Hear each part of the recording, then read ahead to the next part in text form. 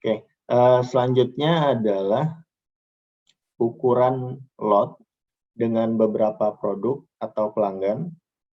Nah, secara umum biaya order, kemudian biaya transportasi, biaya receiving itu akan meningkat dengan banyaknya variasi produk atau titik pengambilan barang atau dikenal dengan pickup points.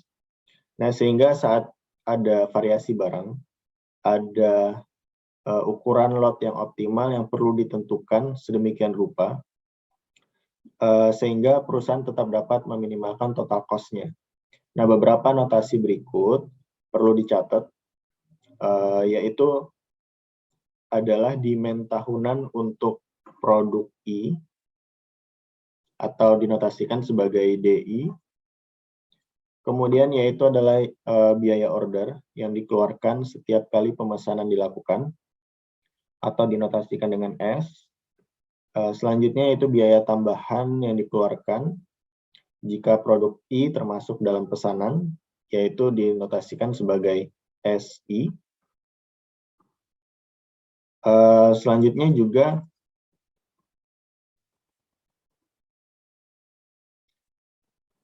terdapat setidaknya beberapa pendekatan untuk keputusan pemesanan produk yang bervariasi, yaitu pertama, setiap manajer produk bisa memesan modelnya sendiri-sendiri. Yang kedua, manajer produk bisa bersama-sama memesan produknya. Atau yang ketiga, setiap manajer produk bisa memesan bersama, tetapi setiap pesanan tidak selalu berisi setiap jenis produk. Gitu. Nah, sehingga dengan kata lain, pendekatan pertama itu tidak menggunakan agregasi atau menghasilkan biaya atau total cost yang tinggi nantinya. Sedangkan pendekatan kedua itu mengumpulkan semua produk di setiap pesanan, tapi ada kelemahannya, yaitu pada opsi yang kedua, bahwa produk yang dengan permintaan yang rendah itu akan digabungkan dengan produk dengan permintaan yang tinggi di setiap pemesanannya. Sehingga produk yang low demand akan memperbesar total cost secara keseluruhan. Namun pada dasarnya bisa disiasati dengan pemesanan berkala untuk produk-produk yang sifatnya low demand.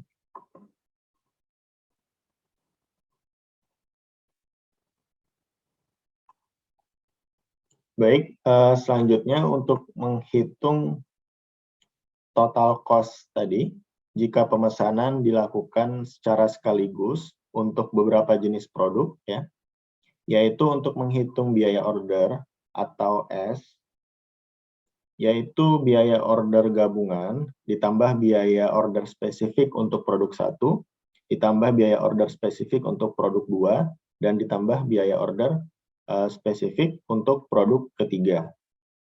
Itu kalau kita asumsinya memiliki 3 produk. Selanjutnya untuk menghitung frekuensi pemesanan, yaitu akar dari demand dikali H dikali C ditambah hingga sebanyak jenis produk dibagi dengan 2S. Kemudian untuk menghitung biaya order tahunan, yaitu S dikali N. Untuk menghitung biaya penyimpanan tahunan, yaitu demand dikali H dikali C per 2N. Kemudian ditambah sebanyak jenis kategori produk yang ada.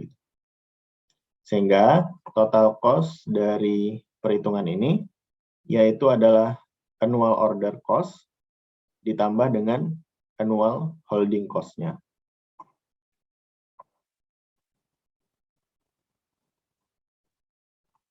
Baik, untuk selanjutnya kita akan membahas tentang pemesanan lot dan pengiriman gabungan untuk beberapa set produk yang dipilih.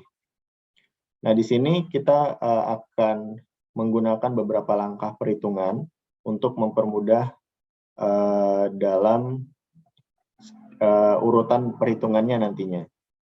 Yaitu kita membagi menjadi beberapa langkah. Langkah pertama adalah kita perlu mengidentifikasi dulu produk yang paling sering dipesan di perusahaan atau produk yang high demand, yang paling banyak permintaannya. Nah, di sini kita asumsikan bahwa produk di order secara independen atau perhitungan lotnya terpisah untuk setiap jenis produk. Dan asumsi lainnya adalah pemesanan setiap jenis produk itu sifatnya berkala. Sehingga pertama kita bisa menghitung frekuensi pemesanan untuk produk I yang dirumuskan sebagai NI bar sama dengan akar HCD per 2 dikali material cost ditambah additional cost. Yang kedua adalah kita perlu mengidentifikasi frekuensi pemesanan produk lainnya yang paling sering dipesan, yaitu bisa menggunakan rumus NI double bar. Kalau perhitungan sebelumnya di langkah pertama itu NI bar, ini adalah NI double bar sama dengan akar HCD per 2S. Baik, setelah kita menghitung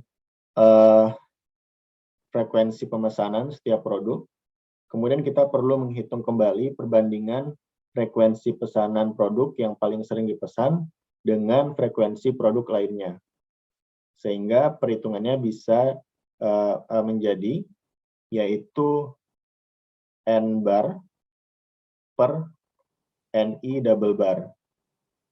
Nah, hasil perhitungan ini dinotasikan sebagai MI, yaitu berupa nilai fraksi untuk nanti kita lanjut ke perhitungan pada langkah 4.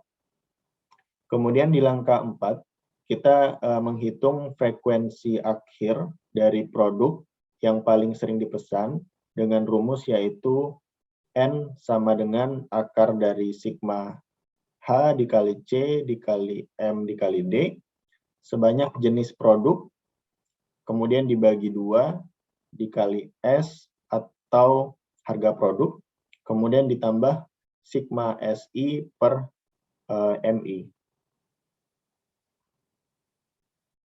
Dan langkah yang terakhir, yaitu langkah kelima, adalah kita menghitung total cost-nya. Yaitu rumus total cost sama dengan NS ditambah sigma NI SI ditambah sigma demand I per 2 NI dikalikan HC1.